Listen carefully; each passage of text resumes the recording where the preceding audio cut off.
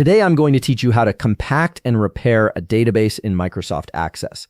This is an essential maintenance task that helps prevent file corruption, improves performance, and reduces the overall size of your database file. Let's walk through this simple but important process step by step.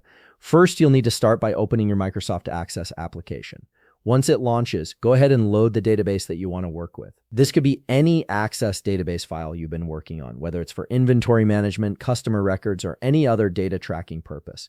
Give it a moment to fully load so that all your tables and data are ready to work with. Once the software has loaded along with your data, we'll need to open an initial database table. This step helps ensure that the database is fully active and ready for the compact and repair operation. After opening a table, direct your attention to the top part of your screen where all your main tools and options are located. Here, you'll find the File tab. Click on it to access the backend settings and maintenance options for your database. An expanded menu will now appear on your screen with various file management options. From this list, locate and click on Info. The Info section is where Microsoft Access keeps important database properties and maintenance tools. This is essentially the control center for your database files' health and settings. From the Info tab, you'll immediately see the compact and repair option displayed prominently. This function is designed to help prevent and correct database file problems that can occur over time with regular use.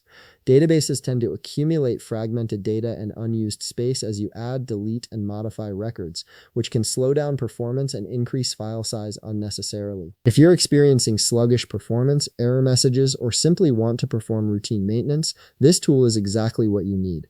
The process from here is pretty straightforward. Simply click on the Compact and Repair button, and Microsoft Access will automatically begin analyzing your database file. It will repair any detected issues, remove wasted space, and reorganize the data in a more efficient manner, ultimately reducing the file size and improving overall performance. And that's all there is to it. You've successfully compacted and repaired your Microsoft Access database, ensuring it runs smoothly and efficiently.